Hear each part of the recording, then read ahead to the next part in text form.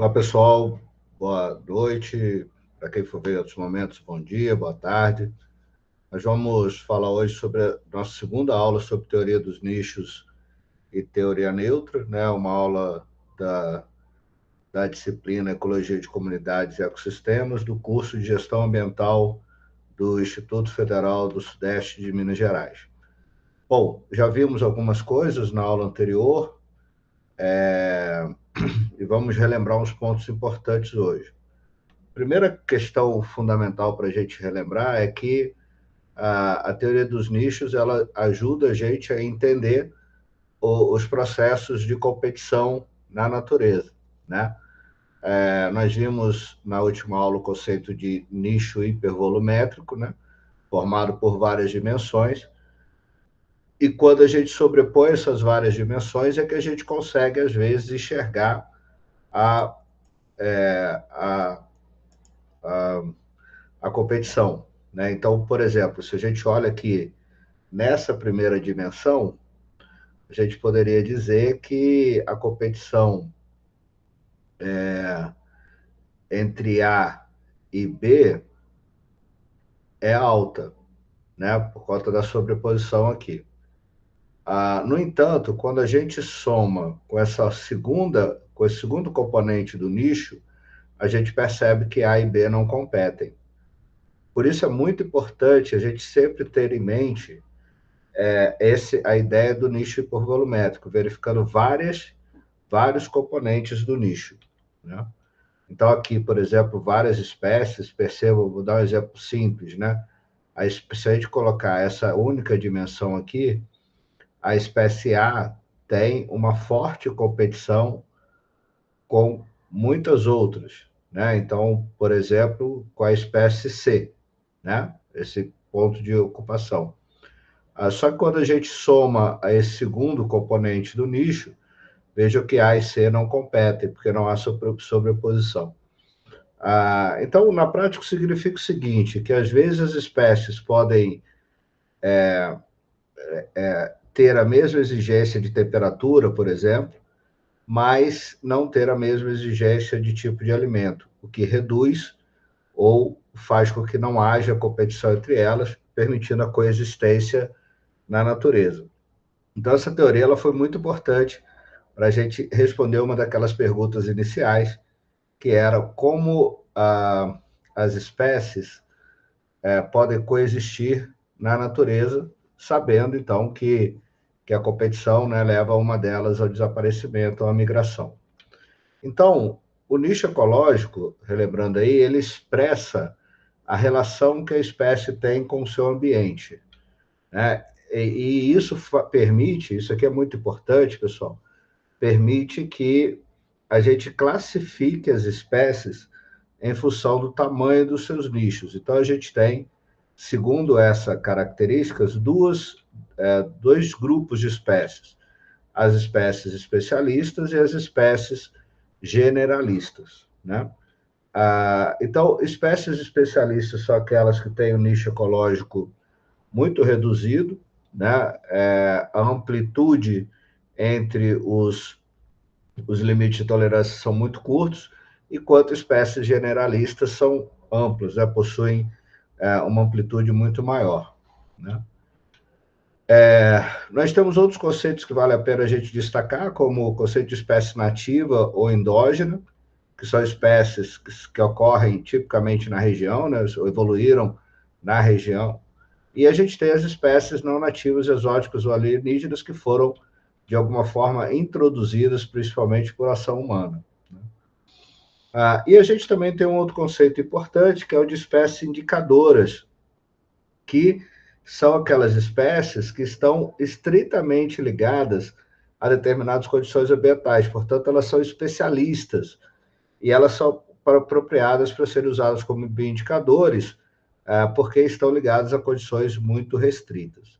Nós temos vários exemplos disso, isso vem sendo muito utilizado para estudos de ambiente, então, às vezes, para identificar a qualidade do ambiente, a gente pode focar apenas na espécie indicadora, a ocorrência dela indica para a gente a qualidade ou não desse ambiente. Então, Por isso elas são muito importantes, né?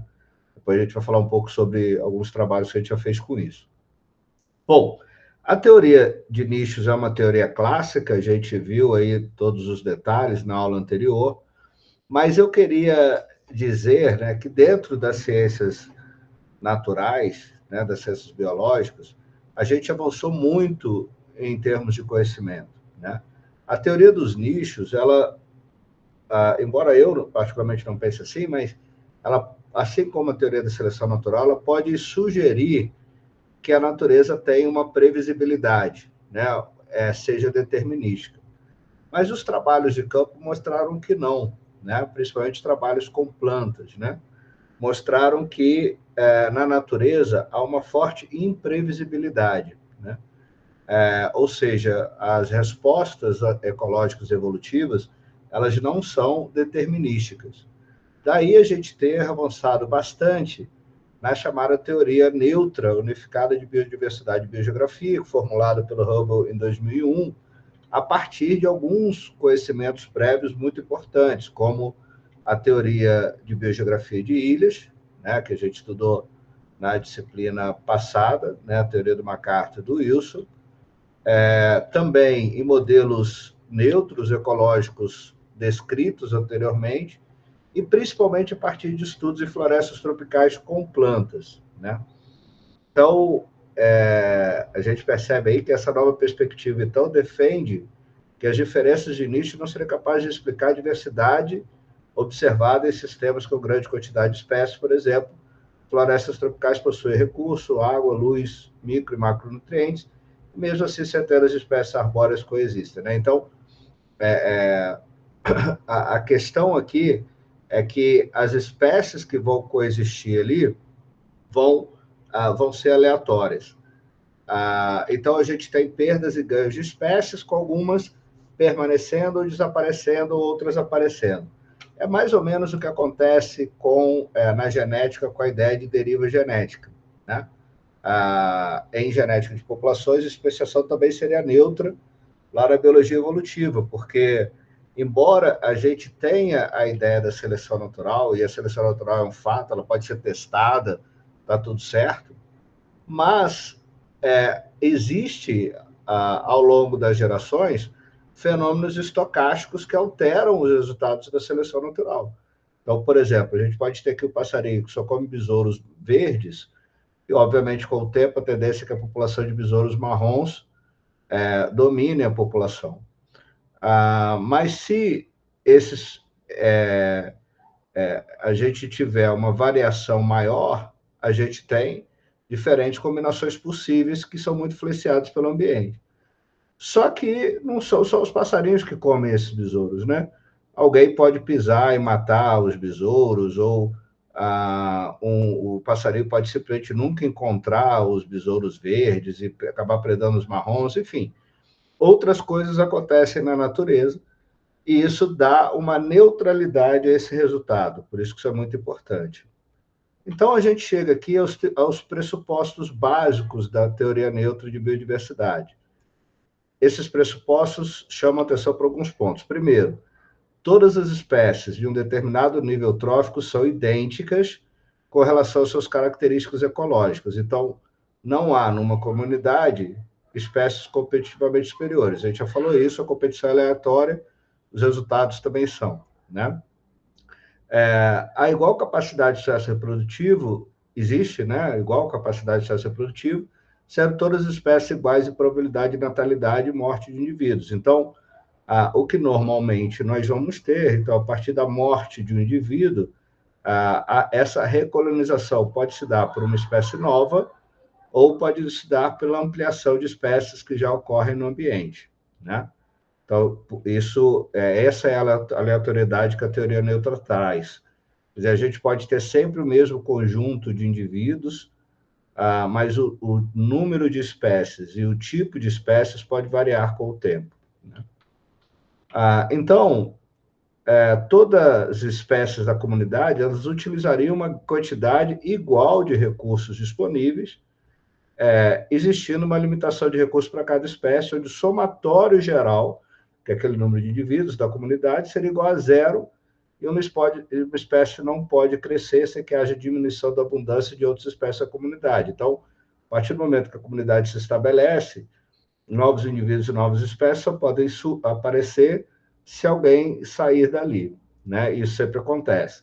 O total de indivíduos da comunidade nunca altera, sendo sempre constante a comunidade saturada. Então, isso numa comunidade, obviamente, clímax, né? Então, a teoria neutra, ela assume que a relação de abundância relativa das espécies com o espaço assume um padrão muito característico, com poucas espécies apresentando uma alta abundância e muitas espécies tendo uma baixa abundância devido à saturação da comunidade. Então, por isso nós vamos ter mais frequentemente espécies raras na natureza, ou seja, espécies pouco abundantes, né? Então, da mesma forma que existe a teoria da deriva genética, segundo a teoria neutra de biodiversidade e biogeografia, as comunidades seriam saturadas, mas passariam por uma deriva ecológica, onde a estocasticidade, que é a estocasticidade são eventos aleatórios que ocorrem, né, seria o fator regulador principal da estrutura de comunidades biológicas, né? Então, nós teríamos, por exemplo, eventos migratórios aleatórios, né, conhecido na literatura como random walk, e a gente teria um processo também de especiação aleatória, né? Então, vejam, aquilo que eu falei, né? Espécies morrem, quem vai ocupar o espaço deixado por ela pode ser um indivíduo de uma espécie que já ocorria no ambiente, que amplia, aí a gente vai lá na teoria do nicho, né? A coisa do nicho realizado e do nicho funcional, né? O nicho típico dela, né? Ou ela amplia ou uma nova espécie aparece para ocupar esse espaço. Então, vejam que o número de indivíduos sempre se mantém constante. Então, nesses três cenários, aqui, por exemplo, a gente tem duas espécies com 56 indivíduos. Aqui, a gente também tem duas espécies com menos indivíduos, então houve uma retirada de indivíduos, né? Perdeu-se 10 indivíduos aqui, e depois essa comunidade volta a ter os mesmos 56 indivíduos, mas com uma identidade diferente, tá vendo? Como a gente percebe nesse ponto, uma espécie nova aqui.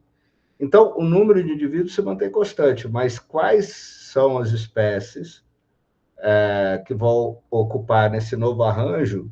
Isso varia bastante de acordo com fenômenos estocásticos e aleatórios.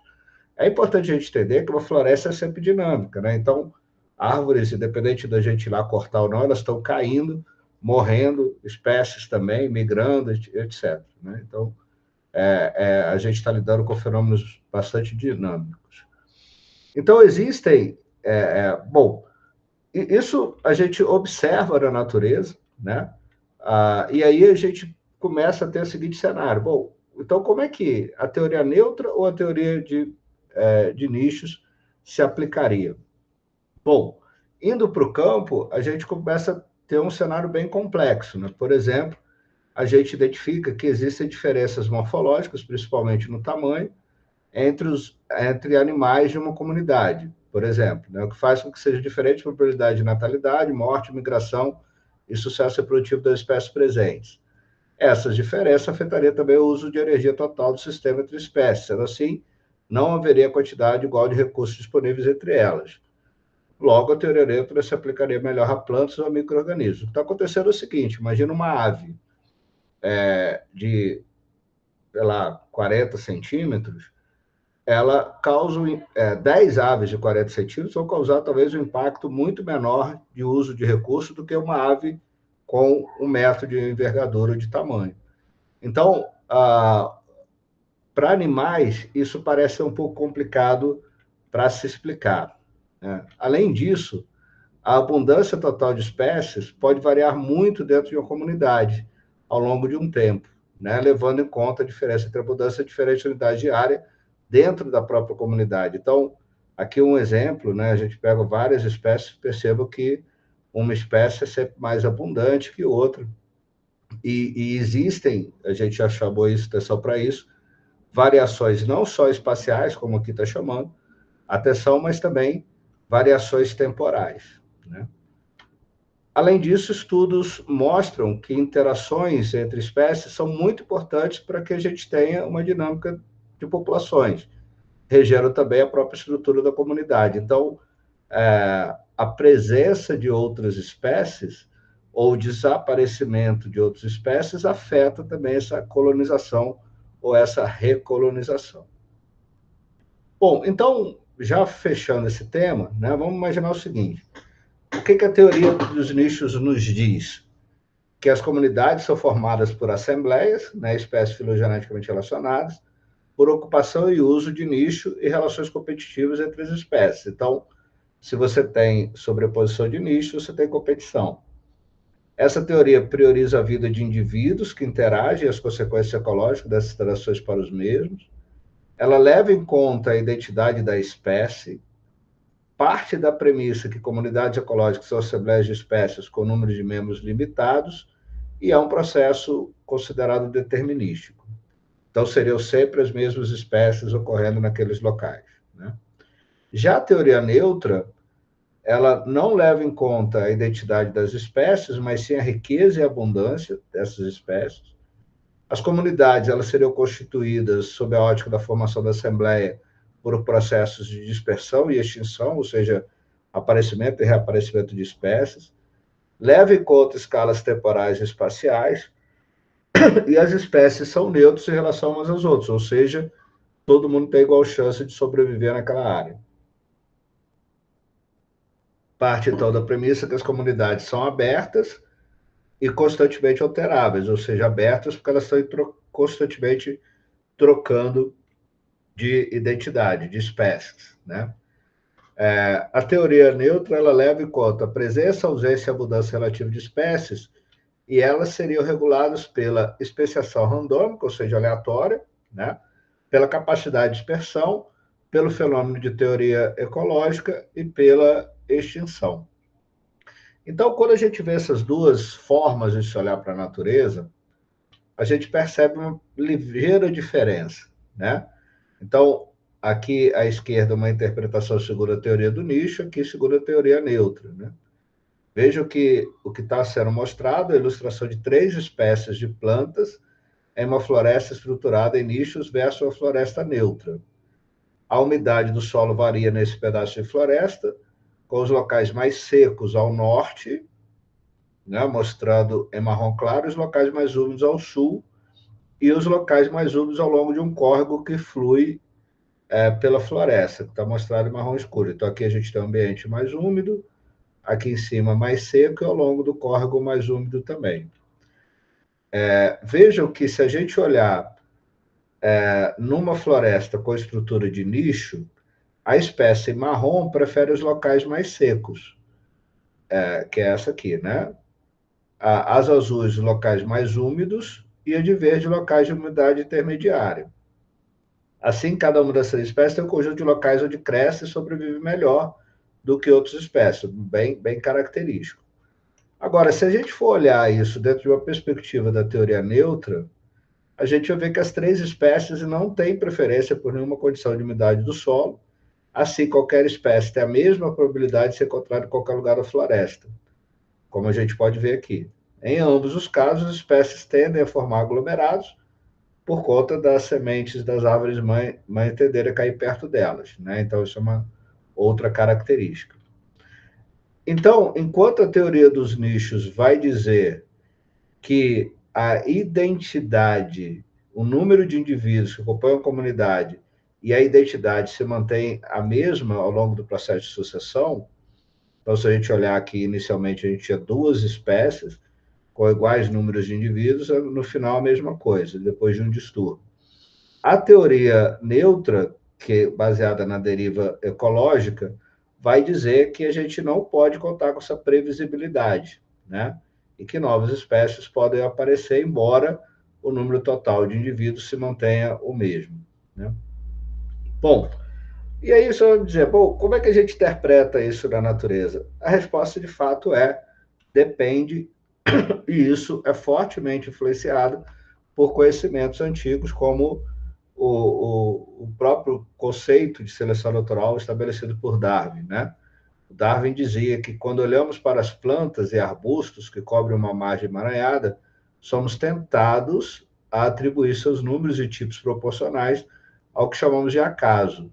Mas qual falsa essa visão? Então, o Darwin tinha uma visão bem determinística da própria ideia de seleção natural, que a gente sabe que, não, de fato, hoje em dia, não é interpretado dessa forma.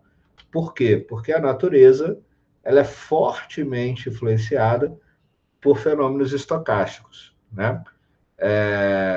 E a gente precisa considerar as diferenças entre espécies nesses ambientes. Então, isso é muito importante para a gente considerar. Na prática, nós vamos ter essas duas possibilidades ocorrendo na natureza, por isso que a gente precisa conhecer bem os modelos e os ambientes que nós estamos estudando. Muito bem.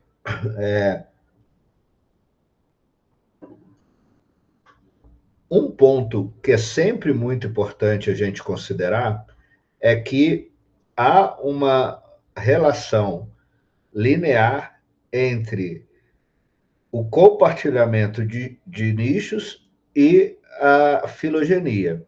Então, significa o seguinte, que quanto mais próximos duas espécies são, mais similares serão seus nichos ecológicos, correto? Quanto mais distantes evolutivamente duas espécies são, mais distintos serão seus nichos ecológicos. E o nicho ecológico, assim como a filogenia altera com o tempo, o nicho ecológico também é dinâmico no espaço e no tempo. Então, se a gente tem uma ilha, por exemplo, com diferentes ambientes, esses ambientes podem ser alterados, fazendo com que haja novas formas de colonização da espécie, representada aqui pela área laranja, né?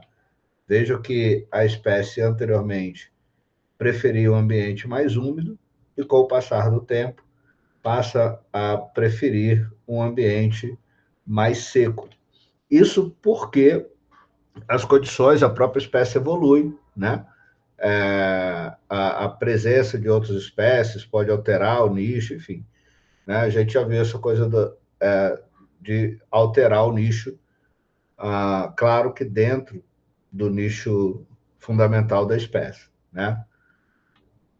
Mas, para concluir, eu queria trazer um ponto que é muito importante, né? Que foram a interpretação desses padrões que foram feitos por Soberon e por Peterson em 2005. Né? Então, veja, o que determina a posição de uma espécie numa área é o nicho abiótico dela, a acessibilidade e as interações biológicas. Então, significa que para uma espécie ocorrer numa determinada área, ela tem que ter as condições abióticas, mas as condições abióticas sozinhas não resolvem. Ela tem que ter acessibilidade a essa área, ou seja, ela tem que conseguir chegar a essa área, mas isso também só não resolve. E ela também tem que manter interações biológicas. Só quando esses três componentes são formados, encontrados, é que a gente vai ter a espécie ocorrendo. Então, vamos considerar vários exemplos aqui para a gente entender isso. Então, imagina uma ilha onde uma espécie tem o seu nicho fundamental aqui. O que é o nicho fundamental? São as condições abióticas que são necessárias para a espécie ocorrer. Então, nesse modelo, essa espécie só ocorreria nesse ponto da ilha. Só que na prática ela não ocorre em todo o ponto da ilha. Por quê? Porque as interações biológicas necessárias para ela ocorrer já está em outro local da ilha. Quer dizer, as espécies com que ela interage e tal estão ocorrendo em outros locais. Isso faz com que apenas nessa sobreposição é que a gente vai de fato encontrar a espécie, que é o que a gente chama de nicho realizado. Por quê? Porque ou que a gente poderia encontrar, porque aqui é que a gente tem tanto as condições abióticas quanto as condições bióticas, nessa área mais clara. Só que essa área mais clara pode não ser a área acessível para a espécie. Então, pode ser que a espécie, por exemplo, ela tenha acesso, e aqui a área verde agora demonstrando a área de acessibilidade. Vejam, tem locais que a espécie acessa, mas não tem as condições abióticas nem biológicas. Tem locais que ela acessa, onde só tem as condições abióticas, mas não tem as condições biológicas. E tem lugares que ela acessa, onde tem as condições biológicas, mas não tem as condições abióticas. O resultado disso é que ela só vai ocorrer nesse pequeno trecho onde essas três condições se sobrepõem, né? Então, por isso que muitas espécies estão muito limitadas, mesmo numa área geográfica grande. Então, a gente pode identificar alguns cenários aqui, né? Esse local onde existem condições ambientais e biológicas inadequadas, ou seja, ela acessa a área, mas não tem as condições biológicas, abióticas nem bióticas, a gente chama de área dreno, que seria essa área verde aqui, né? Já os locais onde tem as interações biológicas e é acessível, mas não tem as condições ambientais, também é uma área dreno, só que agora por conta das condições ambientais. E onde não existe as interações biológicas, ou seja, tem as condições ambientais, tem acessibilidade, mas não tem as condições biológicas, é um dreno de exclusão competitiva. Então, na prática, a espécie só ocuparia essa pequena parte da ilha, que é onde a gente tem a sobreposição dessas três condições, ou seja, ela consegue chegar nessa área, aqui tem as condições biológicas e aqui também tem as condições abióticas. Essa é a área ocupada para a espécie, que é o que a gente vai chamar de área fonte. Então, isso é muito importante, porque a gente às vezes olha a comunidade e não consegue entender como muitas espécies coexistem, né? Mas por quê? O nicho realizado vai ocorrer só quando todas essas condições se sobrepõem. Então vamos ver outros exemplos, né? Imagina aqui de novo, aqui o nicho fundamental tem as condições abióticas. Se nesse caso as interações biológicas se sobrepõem ao nicho abiótico e também a acessibilidade, ela tem acesso à área, vejam, a espécie vai ocorrer em toda essa área do seu nicho fundamental, né? Esse é o cenário ideal, né? Seria o cenário ideal para qualquer espécie que raramente ou nunca a gente vai encontrar na natureza. Por quê? Porque normalmente o nicho fundamental pode se sobrepor a, por exemplo, a acessibilidade, mas não vamos ter as interações biológicas. Então, a área de ocorrência da espécie vai ser só essa área mais clara, né? Ou a gente tem um nicho abiótico, tem a condição biológica, mas a espécie não consegue acessar essa área aqui.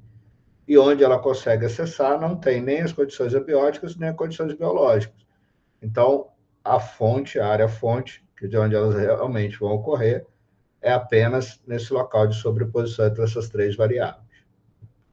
Mais um exemplo, aqui o nicho fundamental, as condições biológicas, a acessibilidade restrita, elas ocorrerão apenas nesse ponto. Bom, então veja que essas teorias ajudam a gente a entender os padrões de distribuição das espécies. Eu falei nas primeiras aulas, esse é o objetivo da ecologia, né? Entender os padrões de distribuição das espécies. Então, a partir disso, voltando àquele primeiro slidezinho lá, lembra do caso do canguru, né? Aqui o canguru ocorre na Austrália, mas vejo que é não em toda a Austrália, né? Tem uma área bem marcada aqui, né? Essa área mais escura é a área de ocorrência dele, que é onde tem um nicho ótimo, e aqui os nichos subótimos, de onde ele não ocorre, né? Então, se a gente quer responder por que uma espécie está presente ou ausente numa área, a gente pode verificar várias coisas, né? Ou porque ela chega ou não chega nessa área, ou seja, ela tem uma dispersão limitada. Então, se ela não chega à área, a área é inacessível para ela. né? Ou não teve tempo suficiente para chegar na área, ou ela pode chegar na área, mas mesmo ela chegando, ela precisa encontrar as condições ambientais. Ela só vai permanecer na área se ela se encontrar as condições ambientais. Se não, ela também vai depender das condições bióticas, né? Então, ela vai permanecer na área se tiver predadores, parasitas, competidores, doenças podem impedir essa competição, né? E, além disso, outros fatores abióticos que afetam sua distribuição. Então, em resumo, significa o seguinte, olha, por que uma espécie está ou não está num determinado lugar? Primeira resposta, porque ela conseguiu chegar ou não chegar lá. E ela chega ou não chega porque ela não encontrou barreiras biogeográficas ou porque não teve tempo de chegar, tempo evolutivo, né, para chegar nessa área. Agora, ela pode chegar, se ela não encontrar as condições biológicas e abióticas, ela não permanece na área, né? E ela pode encontrar desde condições ótimas a condições subótimas. Por isso, a gente percebe esses padrões de distribuição aqui. Bom, esse negócio de nicho, para mim, é um dos pontos mais interessantes da ecologia e diz muito sobre a biologia da conservação. Por isso que eu gosto muito de estudar essa área. E eu realizei alguns estudos importantes aplicando esse conhecimento. Né? Um dos primeiros estudos que eu fiz foi, lembrando que a gente está falando aqui de regras gerais da natureza. Então, isso funciona tanto para protozoários quanto para humanos, de uma forma bem comum. Né? Então, esse aqui é o município de Além Paraíba, né, a minha cidade natal, e tem um rio que ele corta todo o município e ele vem desaguar no Rio Paraíba do Sul, esse rio aqui, né? Ele corta toda a cidade e vem desaguar no Rio Paraíba do Sul. Muito bem. Um dos primeiros estudos que eu fiz foi tentar identificar quais espécies de protozoários vivem nesses diferentes pontos do rio. Começando por uma área, considerando que esse rio é urbano, então ele recebe uma carga de poluente muito grande, né? Poluente orgânico, esgoto. A gente estudou aqui um primeiro ponto onde o rio ainda não sofreu descarga de esgoto, então, em tese, é uma área não poluída. Uma área bem no centro da cidade, onde a gente já esperava ter um nível de poluição grande, e a gente queria entender qual era a condição dessas espécies na foz do rio, quando ele se encontra com o Rio Paraíba do Sul. E aí a gente descobriu algumas coisas interessantes. Primeiro, a gente foi entender o nível de poluição desses três pontos. Né? Para a gente entender a poluição, a gente trabalha com parâmetros físico-químicos. Oxigênio dissolvido, condutividade, temperatura não varia muito, nitrogênio, fósforo, pH também não varia muito. Então, a gente pode focar, por exemplo, oxigênio dissolvido. Quanto mais oxigênio dissolvido na água, menos poluído o ambiente é. Então, e a gente começou a perceber que há uma variação muito grande na época de seca para a época de chuva. Se a gente olhar na época de seca, por exemplo, o ponto 1, ele é bem menos poluído e o ponto 3 é muito poluído. A condutividade é o contrário, né? Quanto maior a condutividade, mais poluição. Então, percebe aqui no ponto 3 alta poluição. O mesmo vai acontecer com nitrogênio e com fósforo. Veja que os valores de nitrogênio e fósforo também são maiores no ponto 3. Ou seja, na época de seca, a gente tem um ponto 3 muito poluído, um ponto 2 também poluído, mas menor quantidade, e um ponto 1 com condições muito melhores. Mas olha que interessante quando chove. Quando chove, os números se aproximam muito e diminuem muito em relação aos de cima. Né? O que significa dizer que, aumentando o volume de água, a gente, na prática, dilui os poluentes e o ambiente fica menos poluído. Então, veja que no ponto 2 o oxigênio dissolvido aumentou bastante. Bom, por que isso é importante? Lembra, ecologia, a gente está interagindo as condições ambientais com as espécies que ocorrem ali. Então, quando a gente vai olhar as espécies que ocorrem nesses pontos, a gente percebe que tem espécies que só ocorrem no ponto 1, tem espécies que ocorrem no ponto 2 tem espécies que só ocorrem no ponto 3, são espécies de protozoários, né? Tem espécies que ocorrem no ponto 1 e no ponto 3, tem espécies que ocorrem nos pontos 2 e 3, e tem espécies que ocorrem nos 3 pontos. O objetivo desse estudo era tentar identificar espécies especialistas que funcionariam como indicadores da qualidade da água. Ou seja, por exemplo, essas 3 espécies aqui, vejam que elas só vivem no ponto 1, ou seja, elas só são encontradas onde as condições ambientais favorecem, quer dizer, são pouco poluídas, são espécies que vivem em ambientes pouco poluídos.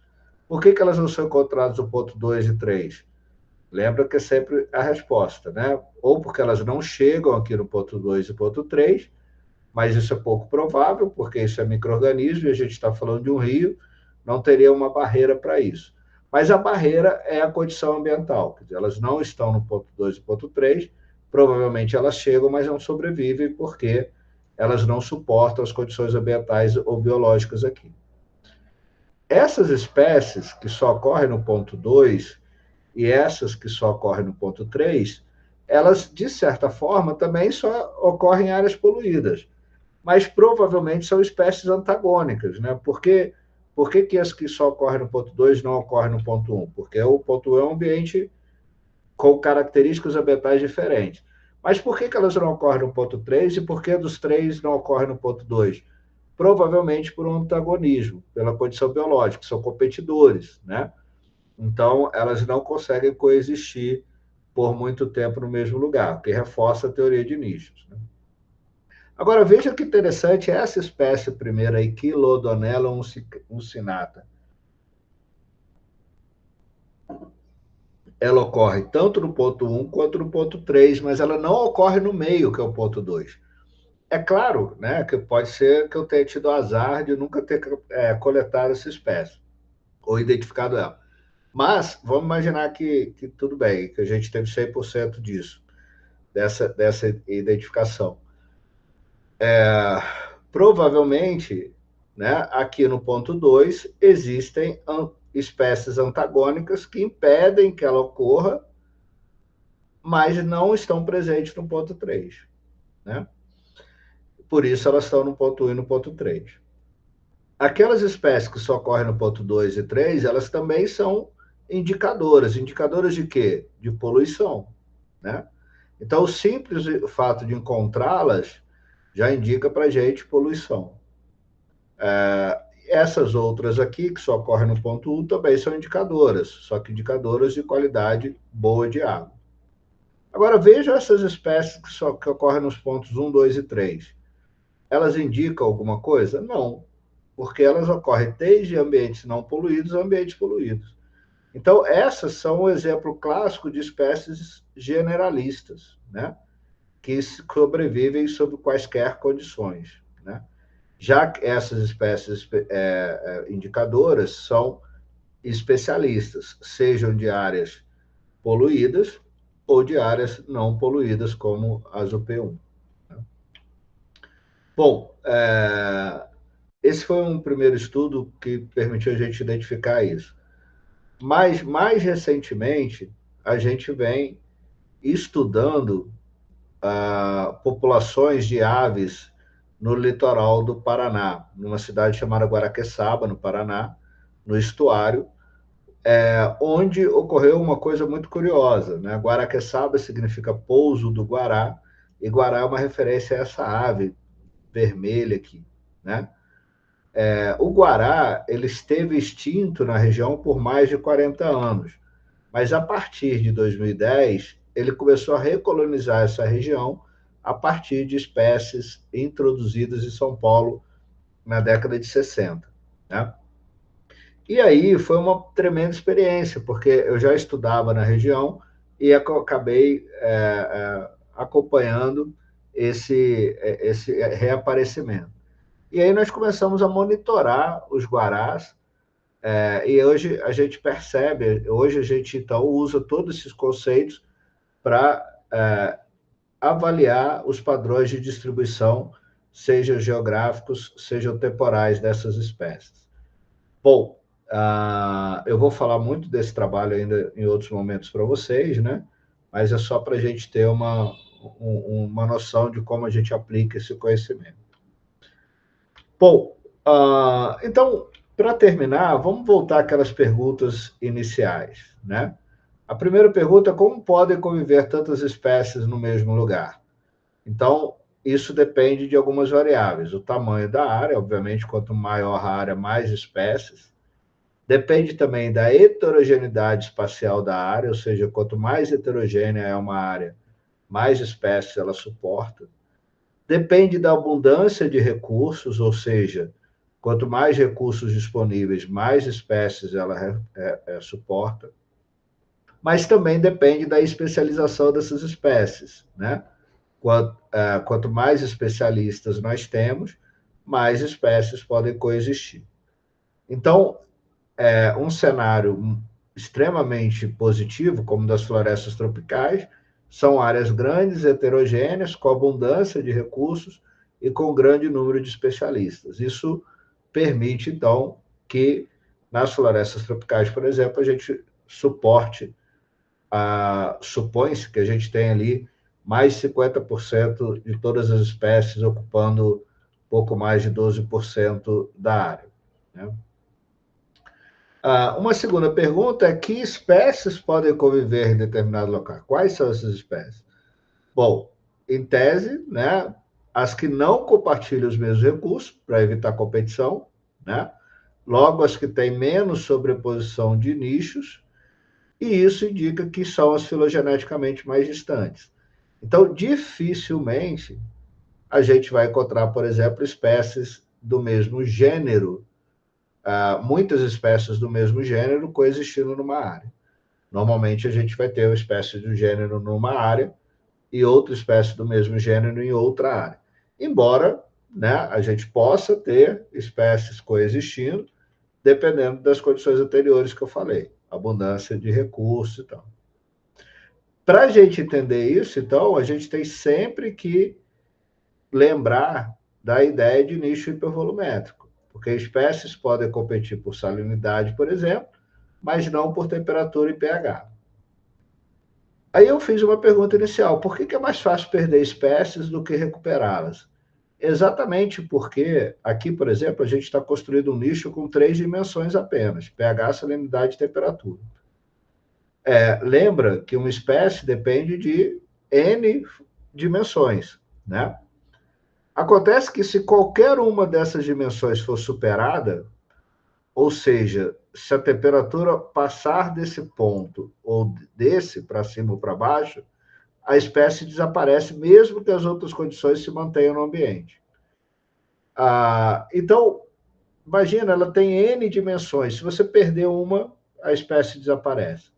Ao mesmo tempo, para recuperar essa espécie, todas 100% das condições precisam estar restabelecidas. Não dá para a gente recuperar 99% e não recuperar 1%, a espécie não vai existir.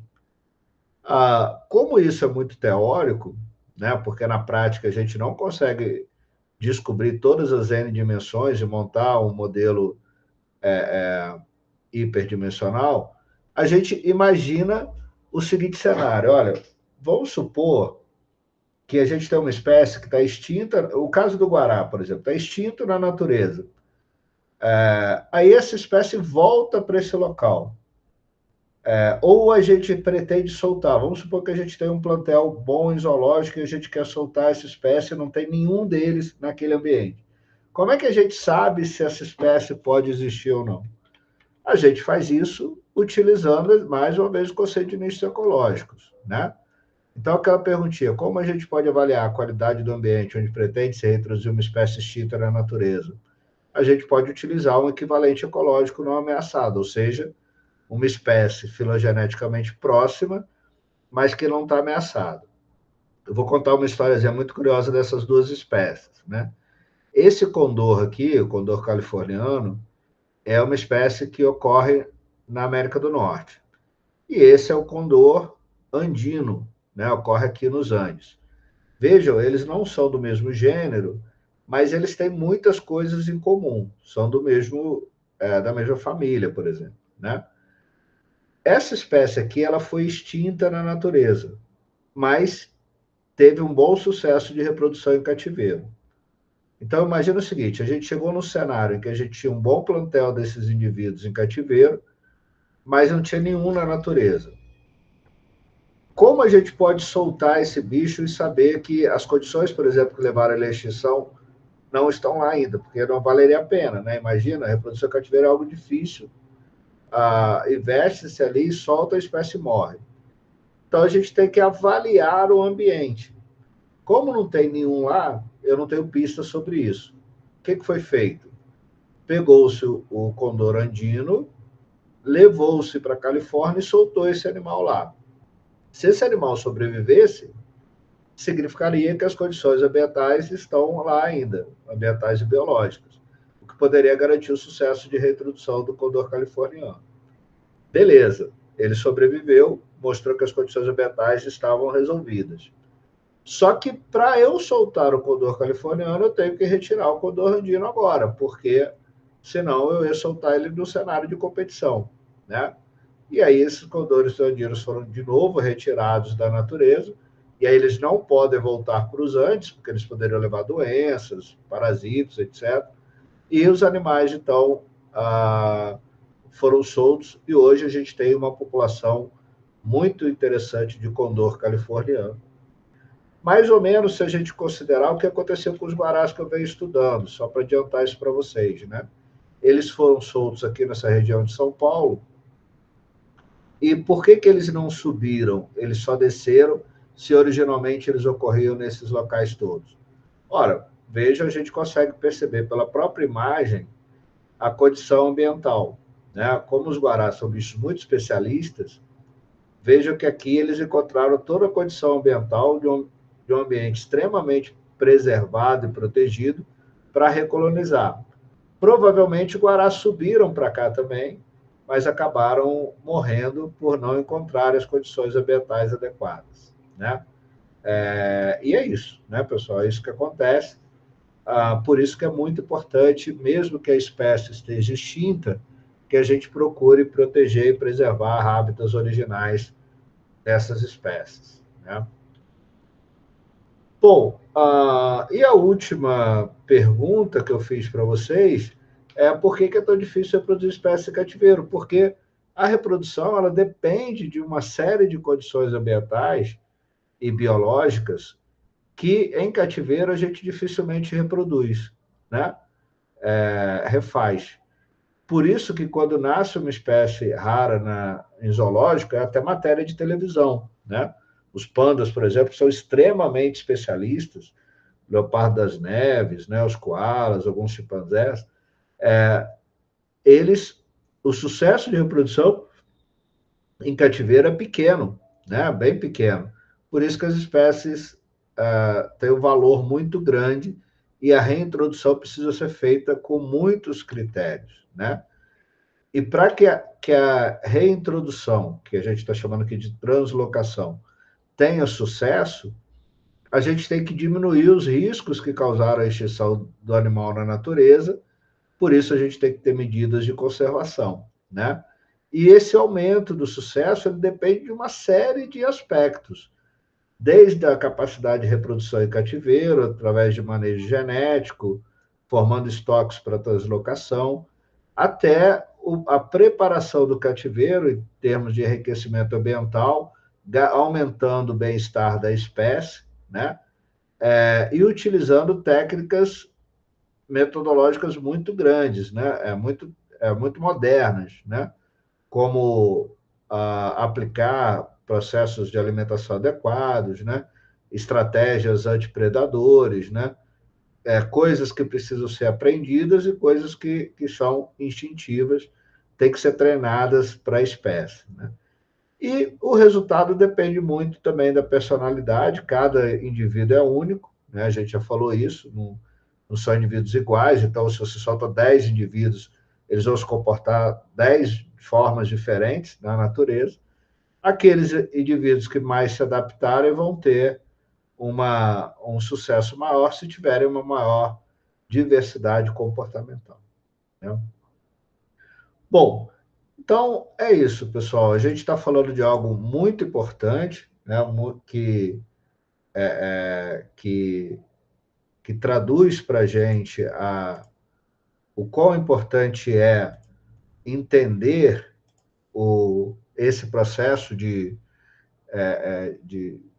nicho ecológico para que a gente trabalhe num cenário. Lembra que o nosso objetivo é sempre pensar na conservação das espécies, né? Então, a gente procura esse entendimento para planejar cada vez melhor as estratégias de conservação. Beleza? Semana que vem a gente continua, então, com a nossa disciplina. Obrigado, até a próxima.